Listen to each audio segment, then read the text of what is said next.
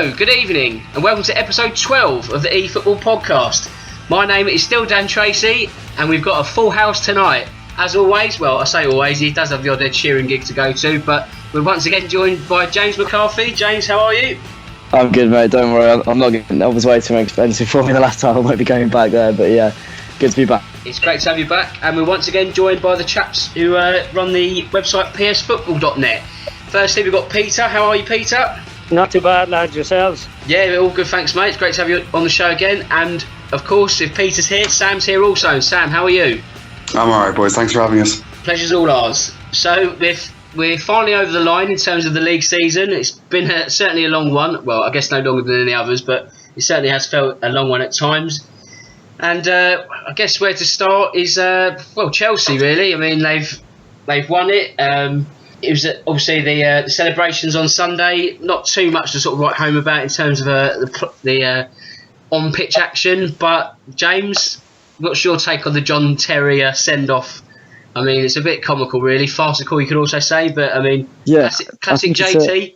I think classic JT. When you hear about the fact that it was actually his own idea to come off in the 26th minute, maybe he thought he was going to do something wrong. Maybe he didn't want to mess up in his last game or be sent off or something like that.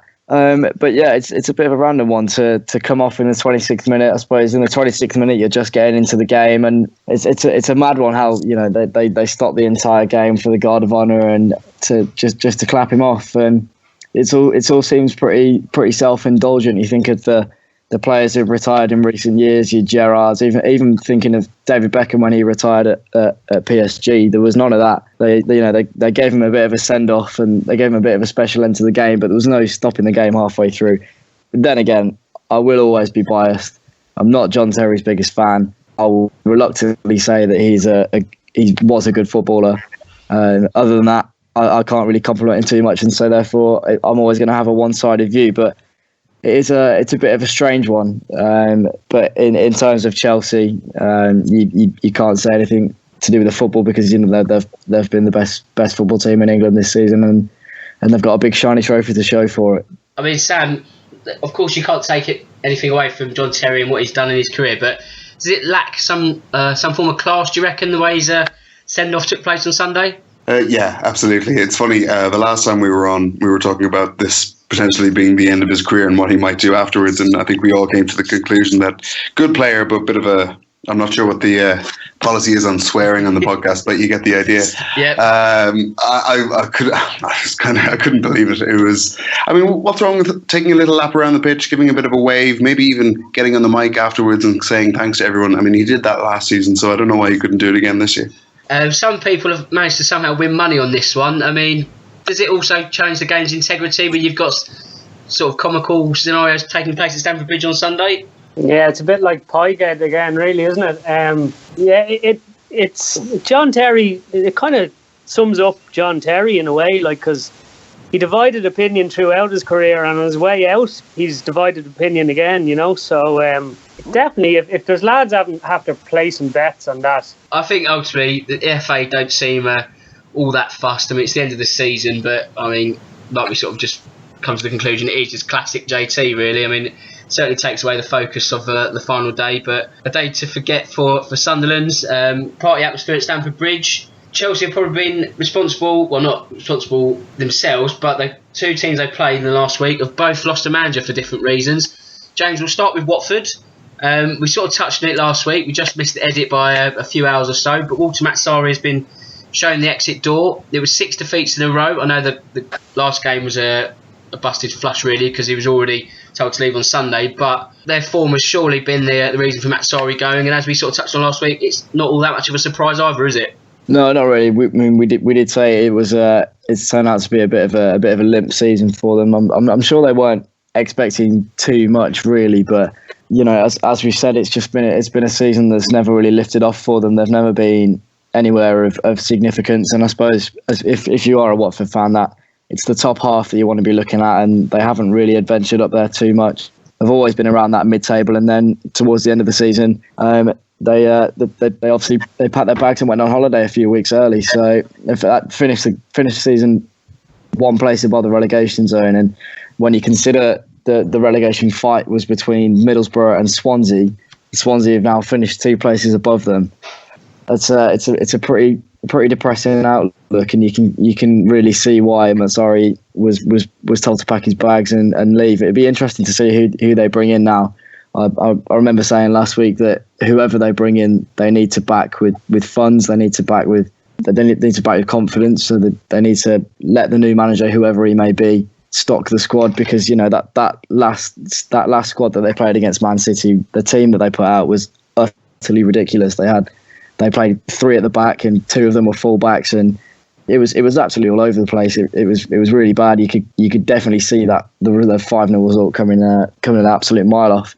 And I remember saying that if they are going to change managers, they need to do it soon. They have done it soon, and so whoever they do bring in, I hope that they give them a bit of investment and a bit of confidence, and they can turn Watford back into a club that threatened back in the days when they had Igalo firing on all cylinders. Whether that will happen or not, I highly doubt it, but it'd be nice to see.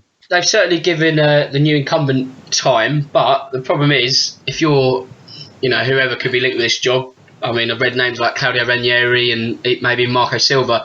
Sam, do you sort of, if you're in their shoes, do you sort of look at that vacancy and think it's probably not one that you'd put at your top of your list because the uncertainty of how long you'd actually be there? It seems it's almost the hottest hot seat in the Premier League, really. So is it something that would probably be one to turn possible managers away because of the hire and fire situation that happens at Vicarage Road?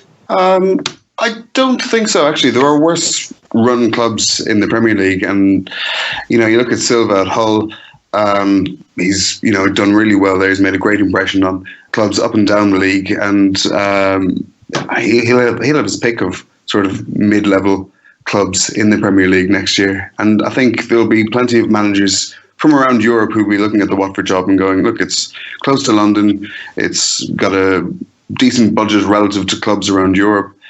Why not just go there, try and make an impression and see what happens? Worst thing that could possibly happen is that they get fired and walk away with a big check in their back pocket. Yeah, there's always worse outcomes, I guess. There's always going to be a financial incentive. It's always still attractive in the sense it's a Premier League job, so there will be, I imagine, no shortage of suitors to take the position, but they must be mindful of that in their back of their minds. And also, Peter, we and James spoke about this last week, but I don't know about you, do you think that Watford struggle to have an identity, and whoever is this new man who takes over is going to have to sort of gut the squad almost, because there's so much averageness in that nucleus of players that I don't think it helps in the sense that it's quite a transient transfer market with the fact that the Pozzo family seem to move around the players that from Udinese or Watford or whatever. There's always a lot of loan signings and it doesn't allow for long-term progress. But is that someone that whoever takes over is going to have to sort of identify that and sort of think, let's try and put their own stamp on the squad, because it's just a mismatch of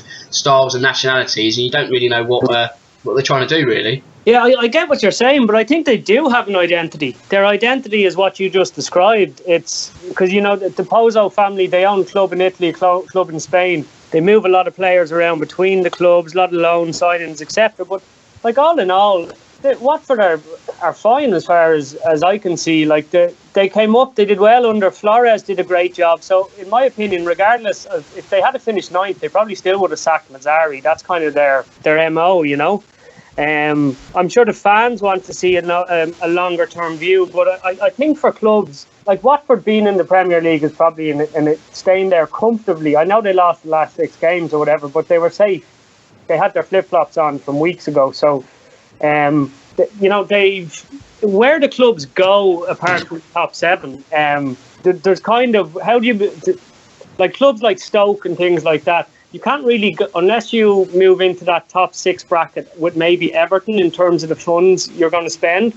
There's not really anywhere for mid-table clubs to go, I don't think. And winning 2 games on the spin at the end of the season or losing 3 on the spin at the end of the season can move you 4 to 5 places, So if they had won 1 or 2 of them last 6 games, things would look a lot rosier probably. Had they won their last game, they could have actually gone up as high as 11th, depending on results. Yeah, you're right, and that does actually bring me on to my next point. So, Peter, you've stolen my thunder a bit, but it does, for me, ask a wider question that you take the 8th place to 17th, and it's 6 points separating all of them. James, I'll ask you first, and this is a question I can put to everyone. But James, does that, to a certain degree, say there's a lack of quality in the Premier League, or is it all those teams just thinking, right, just get 40 points and then we don't care because we've achieved the target or beaten survival? Is it the former the latter, or somewhere in between the two? See, I think it's definitely. I'd say where you finish in the Premier League table does matter a lot. I heard this week that West Ham's result on the last day of the season, their 2-2 draw, their 2-1 win over Burnley, that meant that they finished 11th, and that actually earned them another £13 million from where they finished in the Premier League. And so when you think about it, an extra £13 million just for finishing above the likes of Leicester, Stoke and Palace, it means a lot, really, because if you think that's a decent signing, a £13 million signing plus a bit more, maybe a bit of TV money and all that. That is one decent signing. So there is an argument that finishing between 17th and 8th is who cares. There's also an argument between finishing in the top half is a big thing and finishing in the bottom half is a big thing. I remember the days at Spurs when we used to think that finishing in the top half was an achievement. So, yeah, I think it really does mean a lot. As opposed to a lack of quality, yeah, you definitely look down that bracket, even from probably about 6th downwards, you think there is a real lack of quality. And that shows because the gap between the top teams and the bottom teams this season has been absolutely immense. The fact that, as you say, Hull, if they'd have won their Watford, if they'd won their last 2 games, they could have ended up in the top half of the table. But Man United stayed in 6th place for the entirety of the season, nearly. So it means a lot. I saw the argument this week that where would Celtic's Invincibles team have finished if they were in the Premier League? And you'd say that they're probably one of those teams that lacks quality. It's quite an interesting debate, but yeah, I'd say that there is a real lack of quality, but that hopefully will mean that there'll be a bit of an exciting transfer window, and a lot of teams will be spending a lot of money, and we'll see a few exciting deals going through. Sam, what can you add to that if you've got anything? Well, I think the top 6 and Everton are at a level quite above the rest of the teams in the league. So they've got different ambitions. They've got ambitions to get into the Champions League or into Europe, and the budgets and the amount of money and the players that they spend and even the investment that they make in their stadiums and stuff like that, it kind of all reflects on that. Whereas I think when you look below that, teams are just looking to stay in the league. There are some that might have different objectives, like maybe have a cup run or maybe have a punt at a European spot. But for the majority of them, it's just staying in the league. That's all the manager has been probably charged with doing at the very start of the season from the owners. So once they get to that 40 points, it's, I think I actually read a quote from Mazzari who was saying, we got to the 40 points ages ago. That's fine. That's all they asked me to do. So I'm quite happy with the season. So I think it's just about expectations, really. Fans are never going to be happy with just accepting that. People want to see their teams win. But that's another interesting debate as well. Some fans, would they be happier, kind of like Sunderland fans, will they be happier just bobbing around the bottom of the league, losing all the time? Or, maybe next year they'll be in a better mood when they can actually beat some teams. Although they probably won't do that either.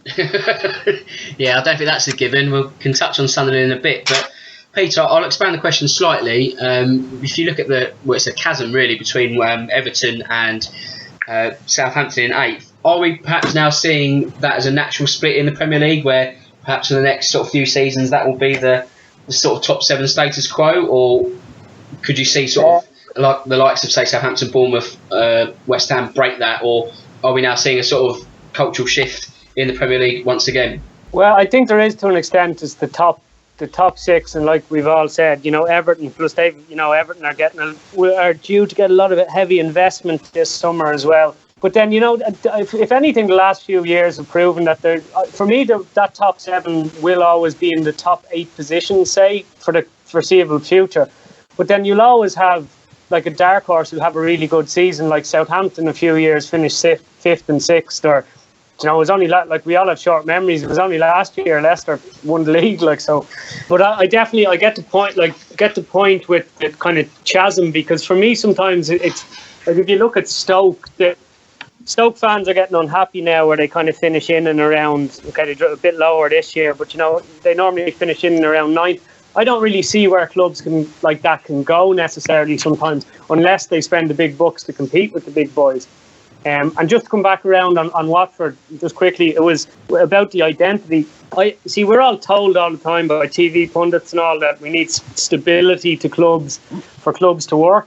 But clubs like Watford and even Chelsea to a certain extent have proved that you don't need stability to succeed in the Premier League. Yeah, I guess that is true. I mean, like you say, Watford they're staying up, aren't they? They're not sacking managers because they've been relegated. They're going to be the first successive season in the Premier League come August, and it is working. And I think perhaps that we are drilled into the notion that if a manager's not been there for 2 years, it's everything's going wrong behind the scenes. But perhaps Watford are sort of tearing up the rule book and trying sort of a different thing, and it is working for them. If you're a Watford fan, like me and Joe touched last week, if perhaps you were offered 17th at the start of the season, you take it because it's still Premier League football. So there's no one, I guess, exact notion as to what defines Premier League success. Like Sam said, everyone has different expectations going in and different objectives.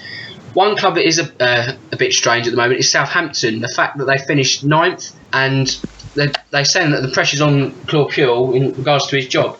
James, I guess, again, it's a top half finish. It's a bit lower than last season. But the question I put to you is, do you reckon they were punching above their weight under Ronald Koeman, and perhaps expectations have then got higher this season, and it's unfair to match, to ask Puel to match that due to the fact that, Koeman was probably doing wonders on the South Coast? Well, from what I can see, Southampton actually finished 8th on goal difference. But so they did.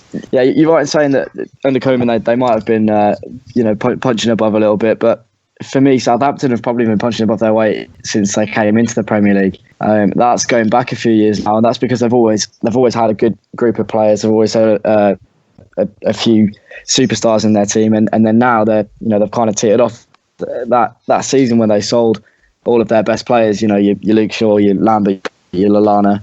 I think that was a season that probably showed that they weren't going to be that ambitious. They were probably happy just to be in the Premier League, and certainly. And then selling Sadio Mane last season and Victor Wanyama, of course, just showed that there's just a bit of a lack of ambition. If you think about their team, if they've managed to keep that band together to start with, and then bringing in Mane as well, and then you just think they could be doing big things now. They could be pushing for at least Europa League, if not maybe further.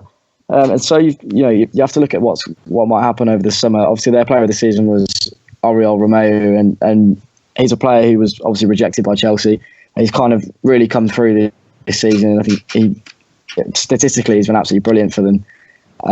But you look at the rest of their side, and there's no real flair. Sofiane Boufal hasn't really done what he thought he would at the start of the season when they signed from Lille.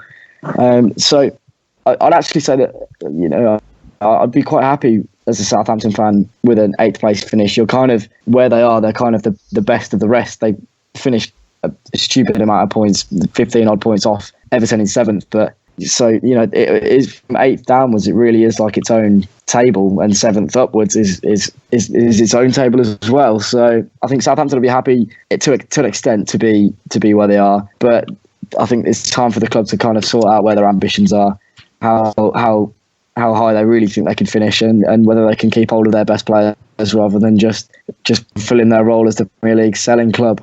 Well, this is it, really, isn't it? I mean, Sam, are they going to once again have to go through the summer upheaval of selling their best players? And if they do, they haven't really got many. They're sort of running out of talent now, aren't they? So there's not many left to sort of be picked off. But it's always a constant problem for Southampton. It's the regeneration each summer. So there must be some credit to go to Claude Puel. Southampton, they have to each summer. They're always shedding their best players, and for that manager, it's always a constant. There's always upheaval. There's constant regeneration, isn't there? That's the process that has to take place every summer. So, do you think it's quite harsh that Claude Puel, who's finished 8th, got the team to an AFL Cup final? Do you think it's quite harsh that he's been sort of in some circles, perhaps being linked with a kick out the exit door? Yeah, absolutely. I really do. I think I don't think that Southampton are actually punching above their weight. I think they're pretty much where they should be. I think we had a piece on our side about them being the best run club in the league, and I think that's probably fair. They have had this conveyor belt of talent that's been coming through. I'm not totally. I don't follow the youth sides at Southampton, so I don't know about their upcoming players and things like that. But they seem to run things pretty well. It's part of their business model, really, to sell on their players and make some money from them and keep things going that way. I think, like you say, they finished as high as they possibly can, in my opinion. Maybe they could have put up a few more points and maybe closed that gap with Everton. But an eighth place finish, a cup final, I don't think the fans and I don't think the board really should be feeling too bad about that. I think he would be disappointed to leave, actually. I think, Peter, I don't know about you, I don't know how much you see of Southampton, but I think from what I'm getting is that the football hasn't been as easy on the eye. I think it's getting a bit. It's not been quite interesting as the Koeman era, and they've never really got a run of form going together this season. But they finished 8th, so it's sort of where do Southampton go from here? Have they sort of reached a natural level, and is it going to take a big push to get them to match the likes of Everton and bridge that gap, or are we sort of now going to be sort of seeing them? Is 8 for them success every season from here on in? I think we've all missed out on one finish of 8. They didn't just get to the EFL, they played in Europe as well this year. So, what was it, 6 years ago they were in League One. If you had told a Southampton fan in 5 years' time, you'll get to the EFL Cup final, finish 8th in the Premier League, and you'll play in the Europa League, I'd say they would have taken it, You're right though, Dan. From what I have seen, I don't watch them every week. I only just watch the televised games. There has been a problem with the style of play in home games. I think going into the United game, they hadn't scored in 5 or 6 hours at home, and I think that's where the problem is coming. Is that the fans aren't necessarily happy with the style of play. But they had Pochettino and then Koeman, so maybe they were a little bit spoiled for a couple of years. But I think from where they were 5 years ago, Southampton fans should be pretty happy with where they are now. And yeah, if we're here talking about kind of a glass ceiling in terms of the top 7, then to be the next best club beneath that, even though you're selling your best players every summer, they'll probably lose Romeo and Van Dijk this year. That's pretty good going in my eyes. Now, I'm not a Southampton fan, so I maybe they could speak more eloquently on it. But from the outside looking in, I can't see why they wouldn't be happy with European football, EF Cup final, and an 8th place finish in the Premier League. No, that's right. You made a very good point. Actually, I completely forgot about the Europa League campaign, but that does sort of add extra weight to how Claude Puel's done this season. I think, like a handful of managers, it's all about if he still is in the job at the start of next season, it's starting well next season and then sort of just lowering the pressure. Because if he gets off to a shaky start, then the axe might be sort of sharpened. But I think he's probably not the most sort of precarious of the managerial situations going into the summer. But, strange things have happened.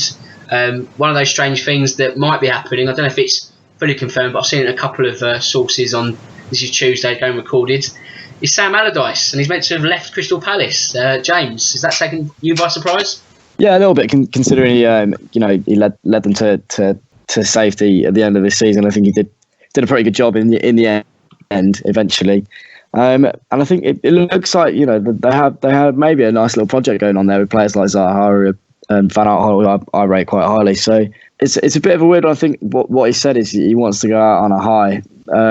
Whether that is a real high, I think maybe leading a mediocre team like Palace to a top half finish might be a bit more of a high if you could try it. But if you get your highs from relegation scraps like Sam Allardyce does, and I expect maybe it might be right. It's come as a bit of a random one, I have to say, I don't think anyone really saw it coming. For a multitude of reasons, just like a lot of the managerial talk will be about Marco Silva and obviously David Moyes leaving and Mazzari leaving as well.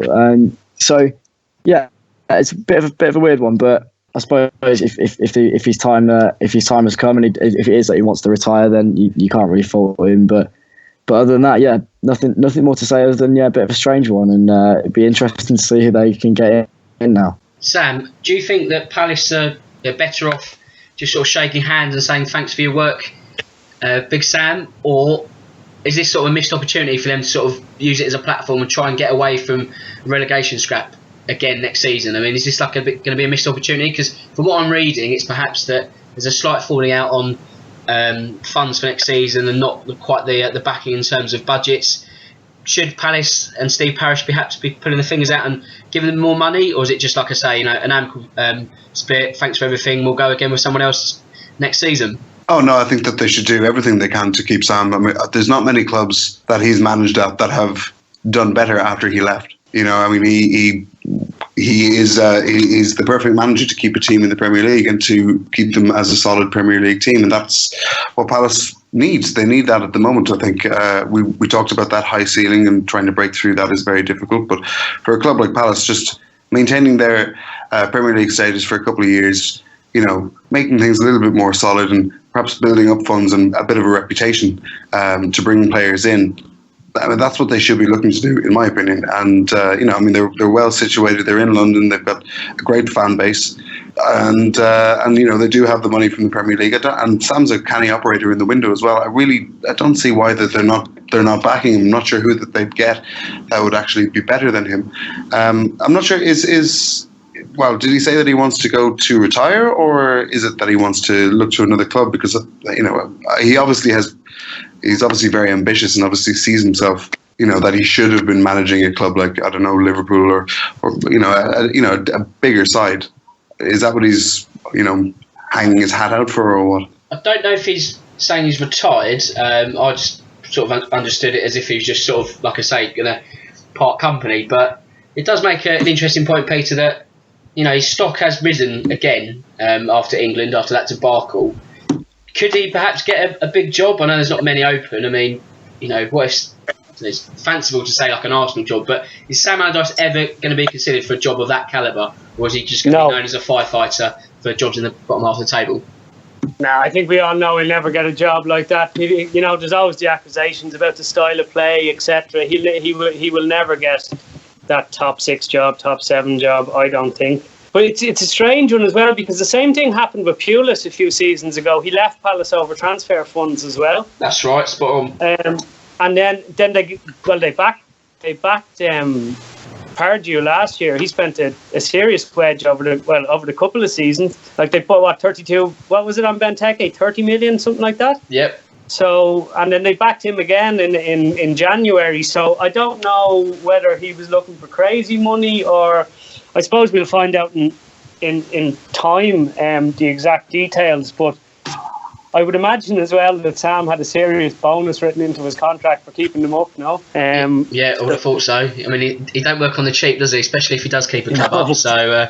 Yeah, it's like you've all said. It's a bit of a strange one. I would have thought that would have been kind of a good place for him to continue managing in the Premier League. We've already discussed there's not much between all them clubs. They actually have one of the. I would say they have a top 10 squad. They have a very, very good squad. They never really should have been in relegation trouble with the players they had, to be honest. So yeah, it's surprising, but I'd say he'll be ripping up a dance floor Marbella soon. So there's always positives. Well, yeah, it's that time of year, isn't it? I mean, you are right though. Even if Palace get a couple more additions, if it was under Allardyce, whoever takes over, they could be quite easily a top 10 team, especially as we touched on the sort of perceived lack of quality and the sort of way that 8 to 17 is bunched up. It only needs a little touch of quality, and they could quite easily, be between 8th and 10th. So I think it's opportunity missed for Palace if Allardyce does move, because they're going to have to start all over again. It's been quite the managerial merry-go-round. We've not finished just yet, as there's a few more. I've just got the social media bits to do. So, as always, if you want to follow us on Twitter or Instagram, it's @e_footballnet. If you want to follow us on Facebook, it's facebook.com/efootballpage. If you want to follow us on the website, it's www.efootballonline.com. If you've got any questions for the show, it's @DanTracy1983. Or it's @e_footballnet. So that's all the social media bits and pieces. We'll be back after this very short break. Welcome back. So the managerial merry-go-round is going at full tilt at present, because it really is that time of the season. There's a couple more names that I want to talk about. One is completely off the merry-go-round. That's David Moyes, because he just doesn't fancy a stint in the Championship, James. Has he looked at Sunderland's squad and thought, I'm not having that.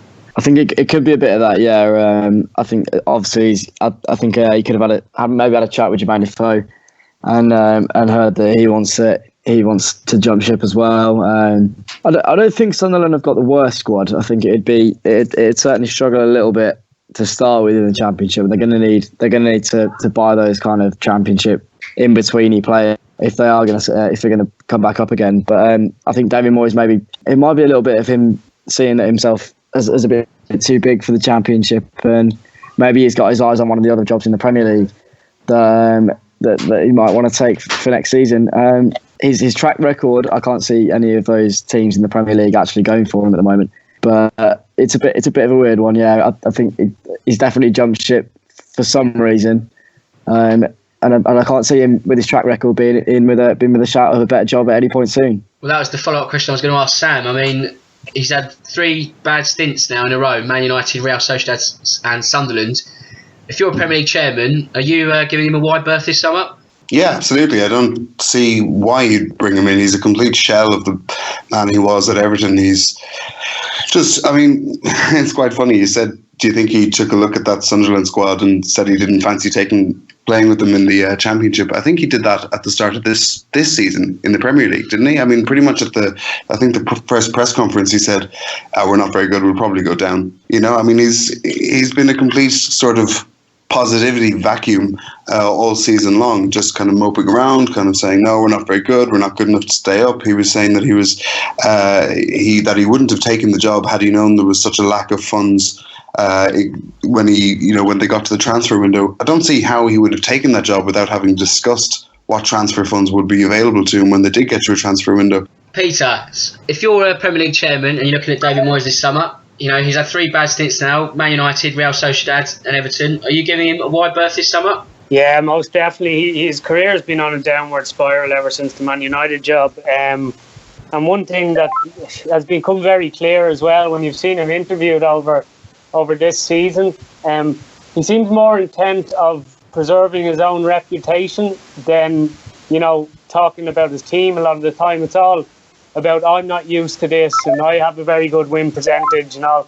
He's really looks like a shell of the man he was at Everton, and it's just been a downward spiral ever since. I was reading some reports today that the Sunderland players have nicknamed him the energy vampire, because he seems to, when he walks into a room, he just kind of seems to bring everybody down. And that is not the kind of quality you want in a Premier League manager. I think maybe football's moved on a bit from him as well. He seems like a very old school coach as well. He always reminded me of the kind of coach who would, make his players run up and down hills in pre-season and stuff. Real old school. I just don't think there's nothing there in his record in his last 3 jobs to make you want to hire him, I don't think. Sunderland, supposedly Ellis Short had been after him for years, kind of looking at the Everton job, I assume, and thinking, that going into a team that was struggling in the Premier League, giving them the stability and building gradually. But it really seems to have backfired, because I think before Christmas they were 1 point away from relegation, and then the last half of the season has just been a disaster. I don't know the exact amount of points they've taken, but it's very, very low. Like to finish on 24 points, that doesn't happen very often. I don't know how many years you'd have to go back to find a team that finished that low on points, but it's a really poor showing. And if you tell players from the start that you're poor and you're not going to go down, it's going to be very difficult to get a response out of them. It's just been a season to forget, and I think if you sort of touched on really the fact that Moyes has come in and just from the start given the sort of body language to say, well, we don't stand a chance really. That doesn't bode well. It's been a season to forget. There's certainly not a given to come straight back up. Certainly if they lose Defoe and Pickford, the only sort of 2 bits of quality that they've ever had in this sort of season. Will they perhaps though, Sam? We sort of touched on Sam Allardyce and the fact that he left Sunderland for England, and then Sunderland missed an opportunity to build a platform for seasons to come and not be in relegation battles. Could Palace perhaps be in the same issue if there is a post Allardyce season to come? I guess it all depends on who they have in, but I think that their squad is a lot stronger than the Sunderland squad has been this season. I think you're starting from a very low base with Sunderland, and they've been flirting with relegation for the last couple of years. I mean, really, they should have gone down any time in the last 3-4 seasons. Whereas I think Palace are, they shouldn't have been anywhere near the relegation zone this year with the squad that they have. So I don't think that they will. But if they don't invest in their squad with the amount of money that is rumoured to be spent this summer, then they could find themselves struggling a little bit. Yeah, I mean, you can't afford to stand still and rest on your laurels, really, because there's so much money in the Premier League. And I think also coming up this season, Newcastle and Brighton, they're going to be more of a challenge than what Hull, Middlesbrough and Sunderland have been. So I think it's going to be an even more competitive league next season. And it also looks at, for one mid-table team, Leicester, James. Craig Shakespeare, he's done what he's needed to do. He's stopped the rots and stopped Leicester from terminally sliding out of the Premier League after being champions last season. For the Leicester owners, do they shake Shakespeare's hand and say, like I say, job done, thanks very much? Or do they give him the faith to carry on into next season as a full-time manager? I think certainly he definitely deserves the job. He clearly, he did what, as you say, he did what he was tasked with doing. That was keeping them in the Premier League, and he'd done so pretty convincingly in the end. With a squad of players that you could say they underachieved this year, but in my opinion, I think they overachieved last year is what it was. And so I think he definitely deserves the permanent job. I think he deserves a transfer window for them to see what his plans with the squad are. And I think he's certainly got the dressing room on his side. You can see that we said it at the very start at his appointment. We said that the players weren't playing for Ranieri anymore, and they will play for Shakespeare, and they were. And they clearly are still playing for Shakespeare. That Tottenham game aside, I think they really do play for him, and you can tell that he's got the dressing room on the right side of them. I think they'd be pretty naive to ignore that and go for someone new, because you'd be starting from the bottom. Again, so I don't see the point. He's proved himself fairly well. Did what they asked him to do. No need to get a replacement, and I hopefully for him that they do see fit to keep him on. Peter, I've got a theory, and I don't know if you agree with this, but with Craig Shakespeare, he's almost taken a group of players that he knows, but it's almost akin to an international setup where he can't buy players. He's just got to work with what he's got. And that's, he can galvanise a squad in a relatively short-term period, not across the course of a season. Add in the sort of fact he's now, if he gets the job, he's got to be a manager for the first time. It's, using budgets, buying players. It's a different kettle of fish, not just coaching. Is that perhaps something that might go against him when the Leicester owners consider who could be a manager going into next season? I know what you're saying about taking over, the international thing, but I think it was a bit different for Shakespeare because he's been at the club years, knows the players very well, and like James said, definitely got the best out of them. I think he took more points in his first 9 games than Ranieri did in 25 or something. So he's done a great job. I think he deserves the crack at the whip, definitely. Now, it might be that the Leicester owners will go for a bigger name, and you might slightly understand that as well. But that Leicester group of players aren't it was a bit of a freak, and they rode the crest of a wave, I think, a bit, winning the league. I think he's the right man to get the best out of that group of players, because I get the impression that Ranieri didn't do too much. I think when he started trying to change too much, that's when they kind of kicked out a bit and turned poor. But before last season, they'd had that great run of form at the end of the previous season. They won 9 on the trot or something to stay up, and Shakespeare would have been a part of that as well. So he knows exactly how them players tick, what they like tactically. When he came in, they went back to kind of last season's playing on the counter attack. The part about buying and selling players, that's obviously going to be new to him, but I think he deserves a crack, to be perfectly fair. There's no one else around really that they could say is better qualified to come in than maybe Sam Allardyce. But anyone else you're taking, probably someone else with no Premier League experience as well. I don't think you can write him off because he hasn't been in that position of buying and selling over the summer. I think they'll be weakened by Steve Walsh going to Everton. If Steve Walsh was still there, Steve Walsh would buy the players and Shakespeare just had to coach them. He would be a lot stronger. Which, as I've said a couple of times already, I'd give him the job. Let him. If they manage to hold on to most of their players, bar Mahrez, who will probably move on, I think he could bring them to kind of mid-table finish in and around there again quite easily. Yeah, I think you make certainly a good point with Steve Walsh's departure, because you've got to consider that Leicester really bought badly, especially as champions. They've spent 77 million, and there's no real sort of, no one's really added to the squad. They've reverted to type from the sort of title-winning team, so any additions they did make didn't really make too much of an impact. And I think, Shakespeare will probably be given certainly be given a crack of it. Whether if he gets off to a bad start, he may only get like half a dozen games, and then Leicester might have to roll the dice early. But I guess we'll have to wait and see. One final manager we'll talk about is Marco Silva. Sam, I'll ask you. It's surely now a case of not if he goes, but when, because his stock has certainly risen with the job he's done with Hull. I know they didn't stay up, but I think that's more the players letting him down than his own want of trying. So is it a case of goodbye Silva from Hull? Yeah, I think so. I'm not even sure if the players let him down all that much, more so the club or the previous managers. I think they did pretty much everything that they could do from when he took over.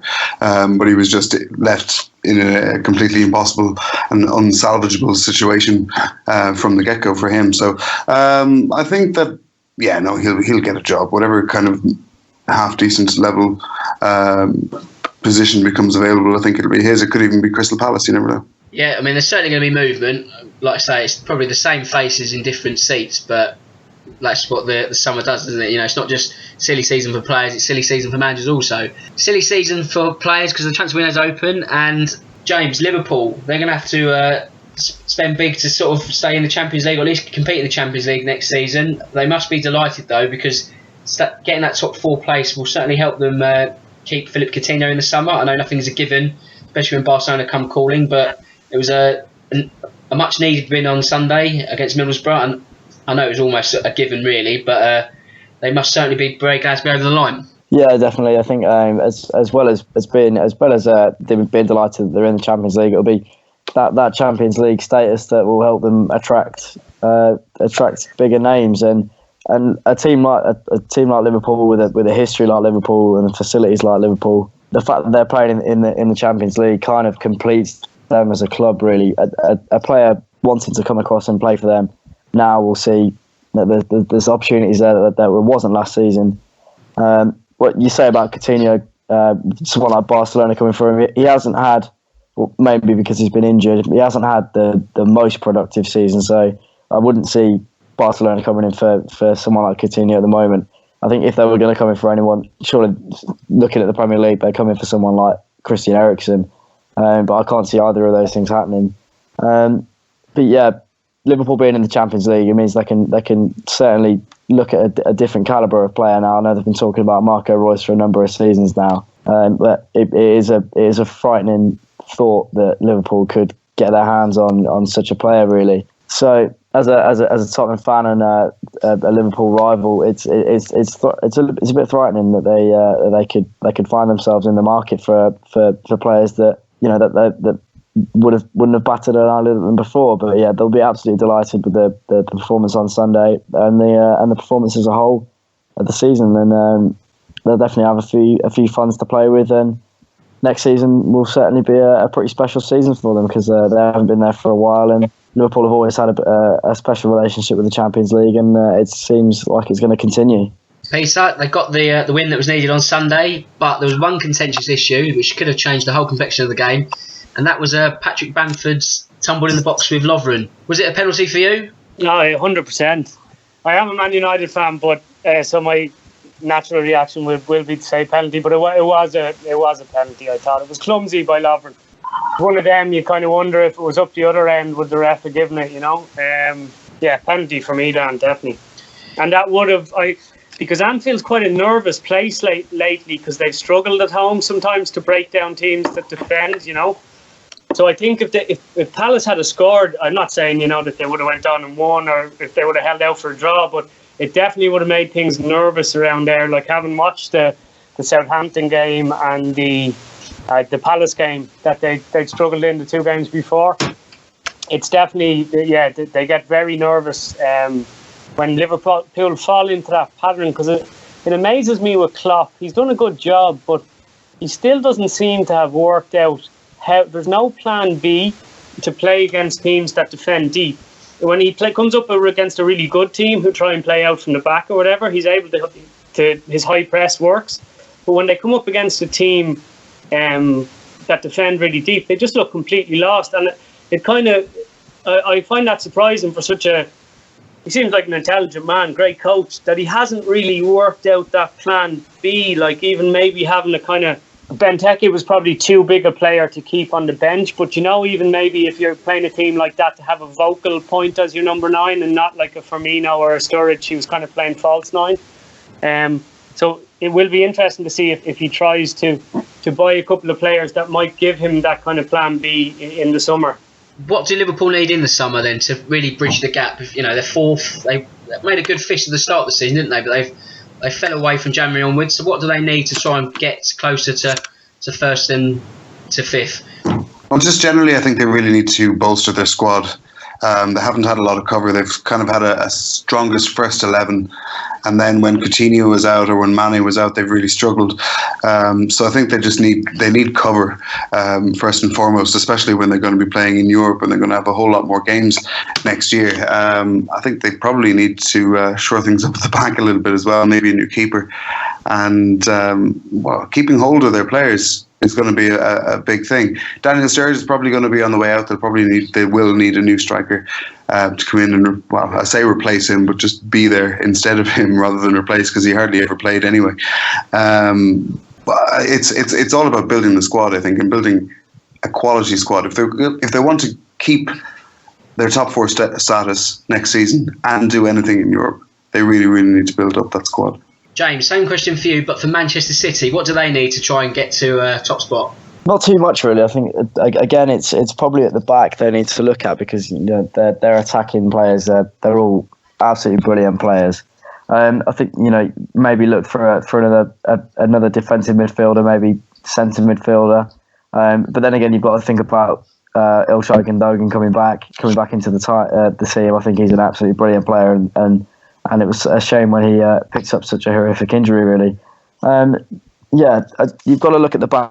The name's been banded around like Bonucci and people like that. I just don't think that's going to happen, not with Juventus being so successful. So I think they're going to have to look elsewhere for someone. Not saying that Otamendi isn't good enough, but maybe as cover for when Vincent Kompany inevitably gets injured at the start of next season. And then fullbacks, really, the fullbacks aren't really strong enough. Zabaletta's leaving, so they need cover at right back. They've been playing Fernandinho there all season. Gael Clichy said that he's not going to be signing a new contract either, and he's going to be moving on. And I don't think Alexander Kolarow's a good enough left back either.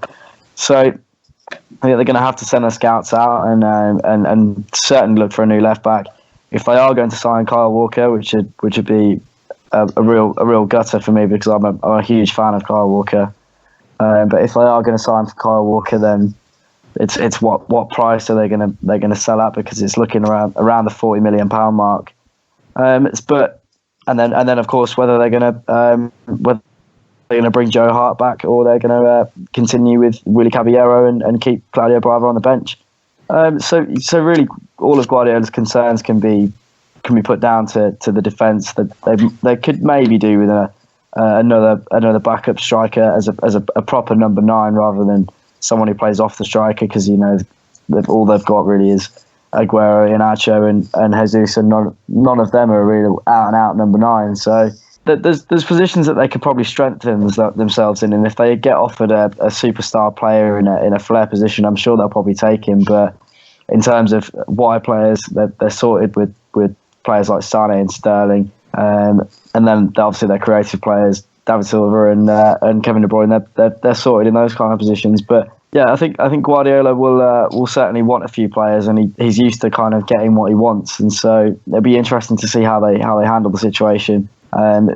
Obviously, they've always got the law of Champions League football, the law of being able to pay massive wages and transfer funds. So yeah, it'll be an interesting one. I'm sure Guardiola will know what he wants, and they'll have fingers crossed that we can buy them the title for next season. Okay, that's 4th and 3rd taken care of. Peter, Tottenham in 2nd. What do they need to finally get over the line and win a Premier League title? Hold on to their players, I'd say. There's not too much more to do. Maybe with the Champions League next year as well, getting in some good backup players. Pochettino's done well, but like Janssen hasn't worked out. In general, he's done well in the transfer market, but Janssen hasn't worked out, and Kudu hasn't looked like that guy who's going to come on and make an impact. And who was the guy that they signed the season before? He went back to France as well fairly quickly. Ng. Yeah, that didn't really work out either. So I think they need to. It's kind of a balancing act a little bit for them, because they'll have to. Assuming, I think they'll lose at least one, possibly two of their players. Kyle Walker definitely looks like he's gone. They hold on to everyone else, fair enough. Kieran Trippier looks like a good replacement. But if I was Spurs, I'd be looking to bring in a kind of 33, 34-year-old experienced player who might be happy to not play every game. That might account, the accusation that they're a young team and they lack experience, although I couldn't really throw that at them this season. They did really well. I think maybe signing a player like that who would be that profile, who coming to the end of the career but has had a very good career, won things, and would be happy to be in and out of the team, would be beneficial for the squad. Maybe a bit of cover at centre back, and maybe a young striker again of the profile who wouldn't be upset with not playing every week as cover for Kane. But as brilliant as Kane has been this season, they handled him being out pretty well as well. So as new guys are Spurs fans, these are probably the best times of your Spurs supporting life. So the main thing's keeping hold of the players, really. No? Yeah, I think that's an incredibly fair point. Personally, I think only Kyle Walker will leave this summer. I think with the exciting times around the corner, I don't think anyone else needs to move or should be angling for a move elsewhere. Money does talk, but I think that players like Harry Kane, Dele Alli, Christian Eriksen to a degree, I don't think they're in a rush to move. I think they buy into the project and what's around the corner. So I think we should be able to see the summer transfer window through relatively unscathed. I think it's more what we can bring in than opposed to what we lose, but we'll have to wait and see. Another player that might be on the move, Sam, I don't know if you agree, is Wayne Rooney. Have we seen the last of him in a Man United shirt? Bar the fact he might make an appearance in the Europa League, but is his career winding down at Old Trafford? Yes. There isn't much more, I think, to add to that. He's been... That's quite emphatic, that wasn't it? Yeah, no, I mean, he's been a shadow of his former self for a couple of seasons now, and the last few games he's been very poor. The final game, oh God, I can't remember who it was against just the other day. He was just kind of strolling around the pitch. I think he's just not up for it at that level anymore. I think he could probably do a job at another Premier League side, maybe, quite a bit further down the league, but I couldn't see another big team coming in for him. And it'd be interesting to see where he goes, because he can't stay at United. I think Mourinho's done a really good job actually of sort of just slowly easing him out of the team. There hasn't been a big ruckus about it. There haven't been calls in the media going, "Where's Wayne Rooney?" There hasn't been, press releases from his agent or his people kind of, that he's moaning about not getting inside or anything like that. I think they've all sort of realised that this is it. And, best of luck to him. I mean, he was a fantastic servant when he wasn't looking to go to City. But I think it's time to go. Yeah, I think you're certainly right. I can't see how he functions in an Old Trafford team next season, especially a team that's going to be buying more players in the summer, upgrading what they've got and trying to kick on for the league. So where Rooney fits in that piece of jigsaw, I'm not too sure, to be honest. We're an hour in, but I think we're going to have to go to extra time because it's the cup final. So we completely forgot about that. We need to touch on that. Personally, I don't think I'm going to watch it because it's Chelsea versus Arsenal, and I've got better things to do with my bank holiday.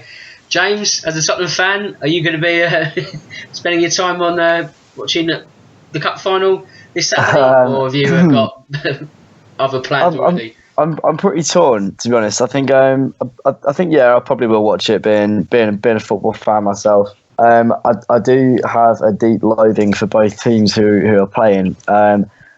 But then again, I'm kind of trying to think of the positives. I think maybe Do I want Arsenal to win so they give Wenger a new contract? Maybe, but then again, Arsenal winning a trophy, Tottenham not.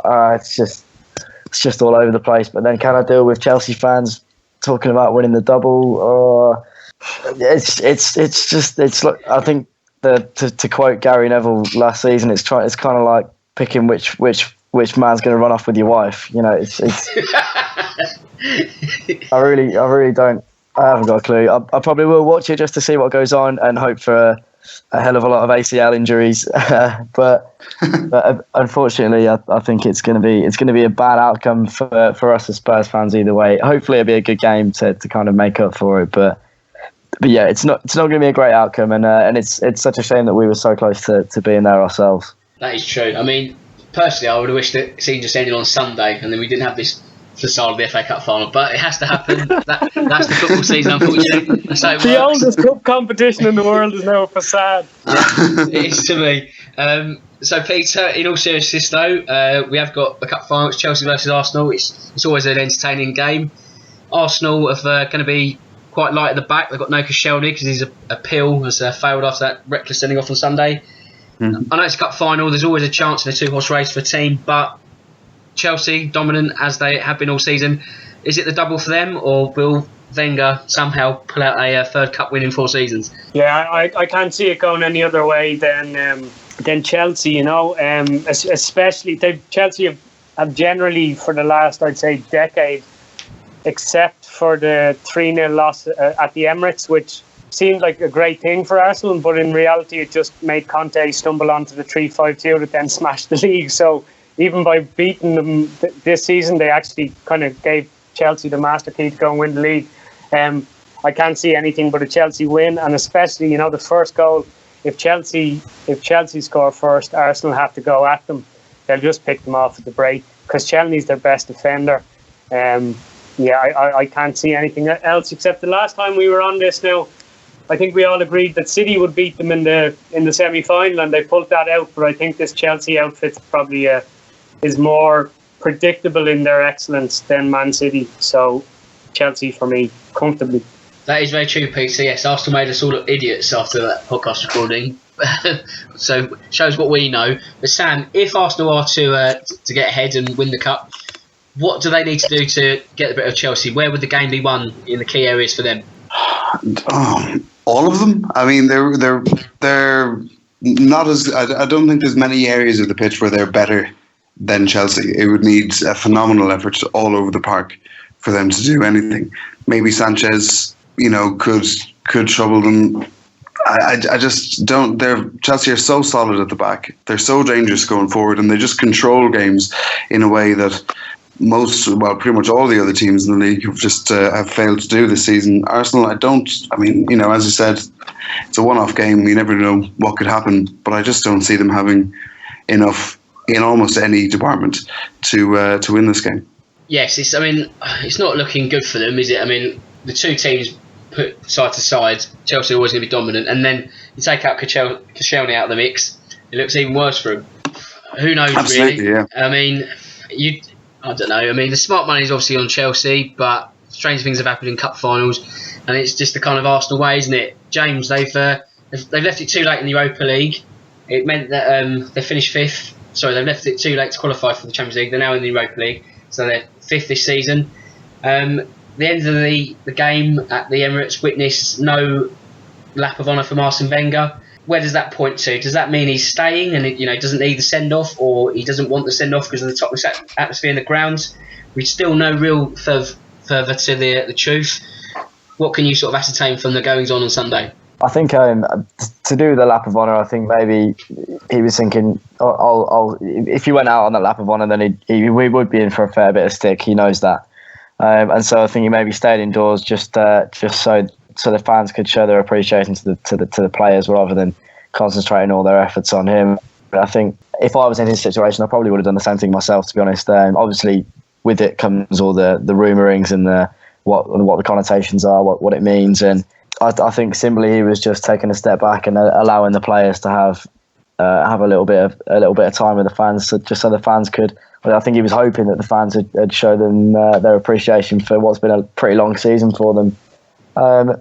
Arsenal fans being Arsenal fans, that obviously didn't happen, and they're pretty easily distracted, them lot. But no, I can honestly see that 2-year deal being signed. I've said it for a while now. I just don't think that Arsenal can hedge their bets on getting the man they want in Allegri, and I think they're going to have to stick with Wenger for another couple of years until he's at least done what he's doing over in Italy. So I think it'll. I can see them winning the FA Cup, and that being the scapegoat for keeping Wenger in where he is. And for me as a Spurs fan, I think that's a really good thing, because he's stagnated the club. He really has, and I think the players probably aren't playing for him anymore. He's got players who aren't working hard for the team, and then you look across North London and you've got the complete opposite. You've got a manager who has a real tight-knit relationship with the players, with the fans, and the fans want to go see the manager, the players want to play for the manager, and that's why we're getting the results and they're not. That's absolutely fine by me, and I hope that that's why I say maybe I do hope that Arsenal win the FA Cup and so Wenger gets his new contract. Peter, do you reckon he's staying or going? I think by all accounts it's probably already been signed. Are the reports that are coming out, whether that could be reversed. But he has come out this week now and finally admitted that it was a mistake to let this drag on, because it's just been a farce. There was also talk during the week that perhaps he would accept some kind of sporting director role or something, but I think that'd be very difficult for anybody to do if you were in the top job for so long to kind of move aside and let someone else run it. So I think we're all in agreement that we kind of like him to stay, but not in a positive way for Arsenal. Arsenal seem to do what you wouldn't expect them to do, the logical thing, for quite a few years now.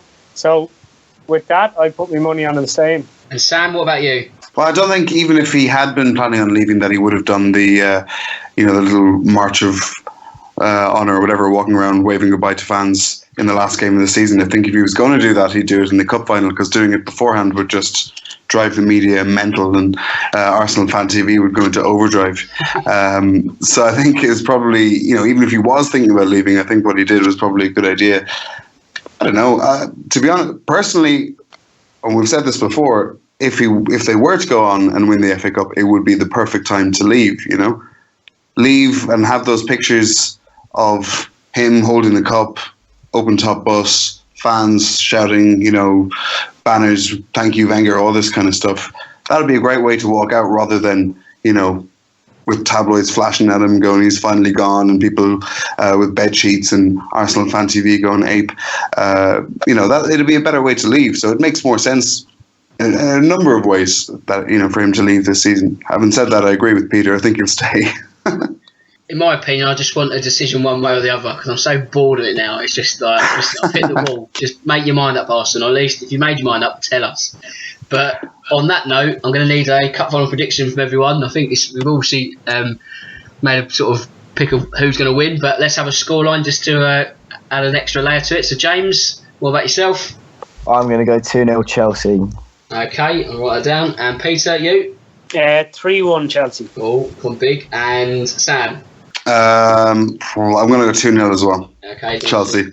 So it's the clean sweep, and I'm going to go I'll go 1-0. So to Chelsea. So yeah, it is a clean sweep. So Chelsea, don't let us down. But as you say, James, the Chelsea double isn't going to be that bearable either. But I don't know. There's no winners from my point of view. But what can you do? It's been a fantastic show. It's been, I think, our longest one ever. He says, a lot of it could fall out the edit, but no, it's been a great show. James, as always, thank you very much, mate.